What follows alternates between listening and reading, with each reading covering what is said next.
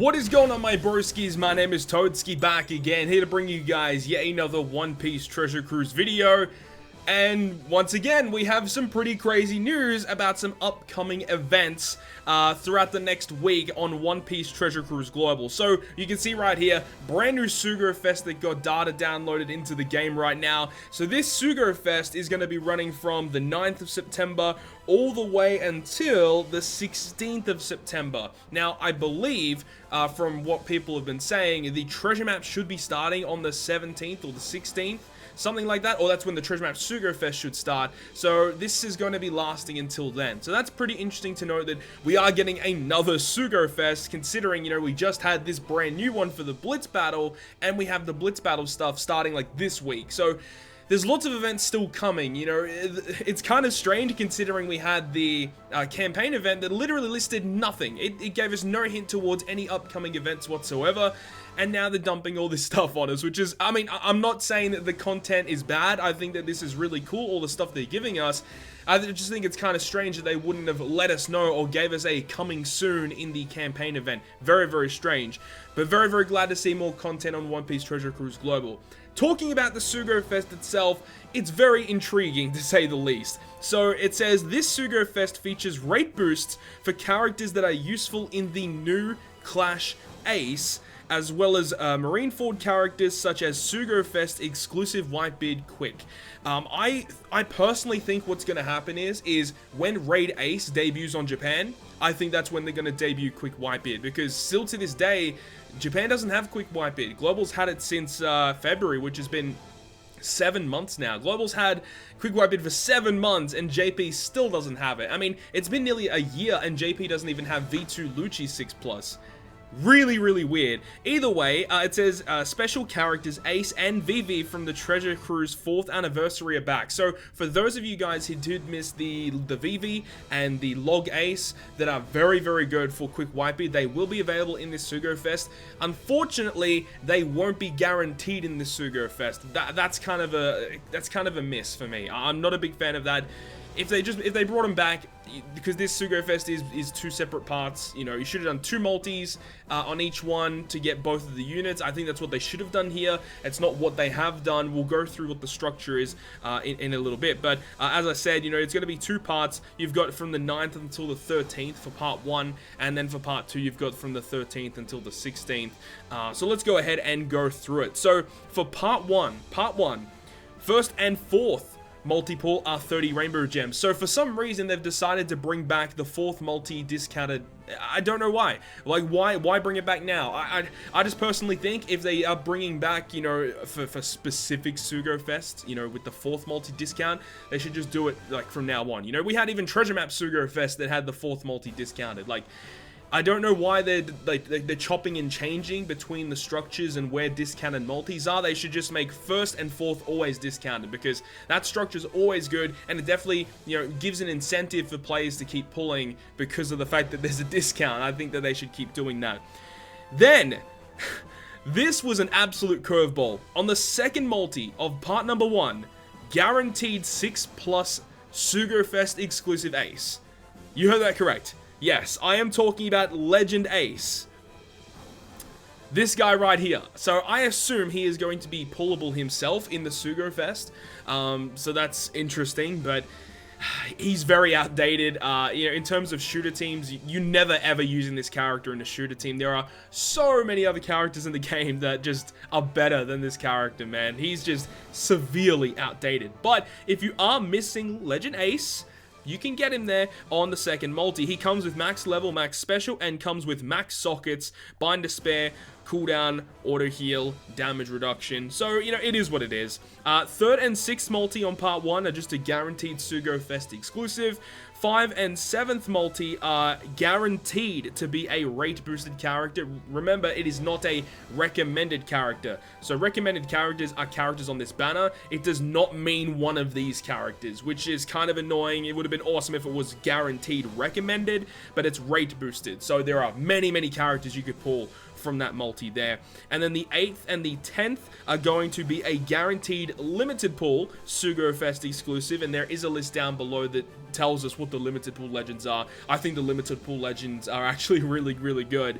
And then the 9th multi-pull, you can do all your 9 multis here on part number 1, and you're guaranteed to get that quick white bid. So if you guys maybe didn't play during the anniversary, or if you didn't have enough gems at that time, you could potentially do the 9 multis and get quick white bid. Do I think it's worth it? I mean, white bid, honestly, like from everything that we've seen thus far, he's been able to clear literally everything. That is, you know, including the log ace and log VV. Those 2 units in particular help out significantly with team building for that quick white bid, because both of those units provide HP reduction for your team, which is very useful for the way that quick white bid runs.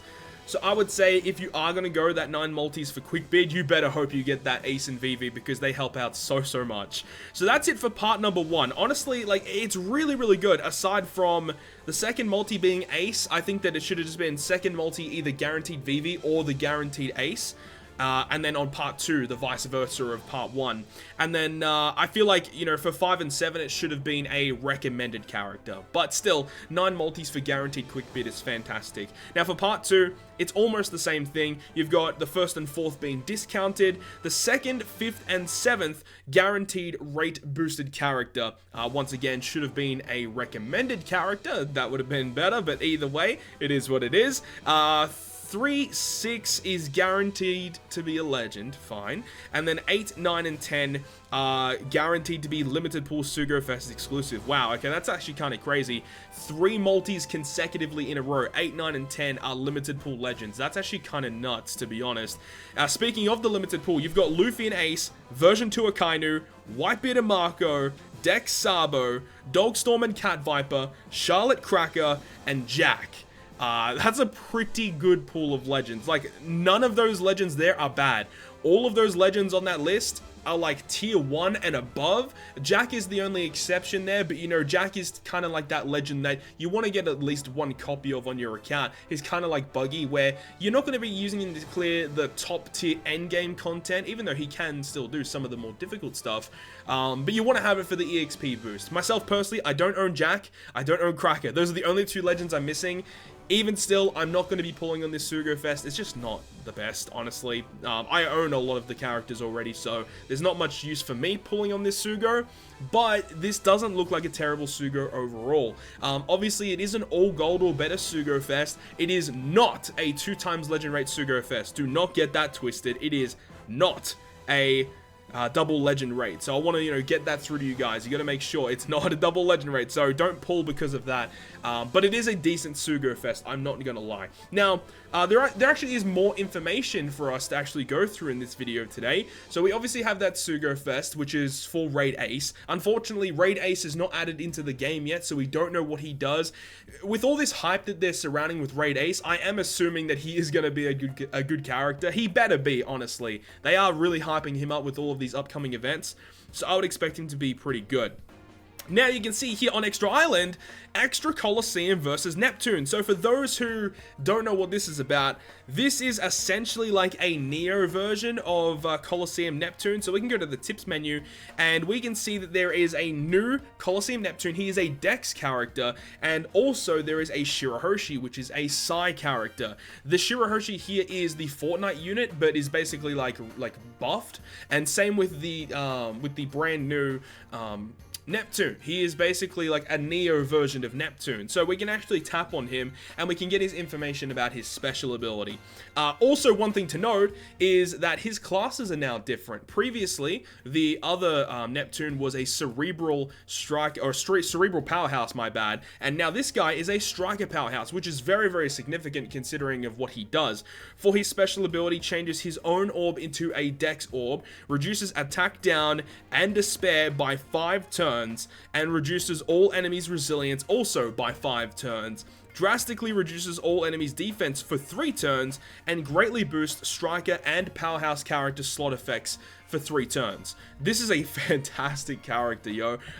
Just comparing to his original version, the things that have changed here, obviously, is he's now a striker orb booster instead of a cerebral orb booster, and he now gives himself a matching orb. So, you know, that's obviously a pretty big key difference, of course.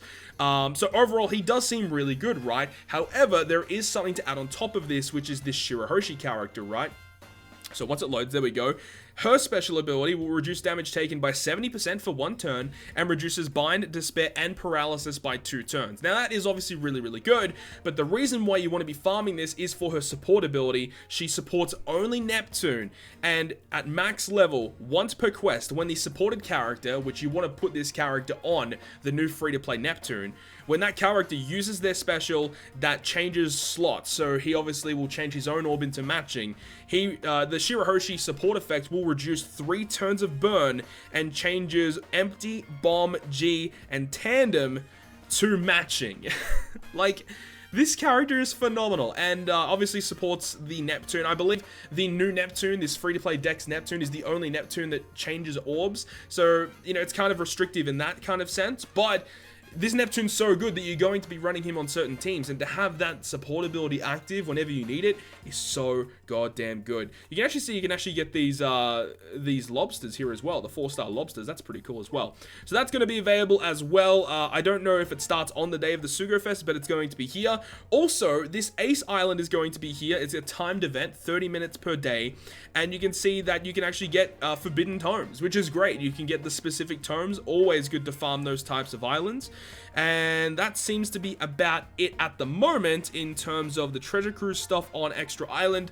There's actually Chopper Man missions available as well. So here we are with the Chopper Man missions. You can see that no matter what difficulty you clear, as long as you clear it, you get a bunch of different rewards. Of course, it's mainly just more copies of the character, and then there's even more rewards here if you clear on Master or Ultimate difficulty a certain amount of times. 20 times, you know, you can get some Proof of Friendships to level up more support abilities.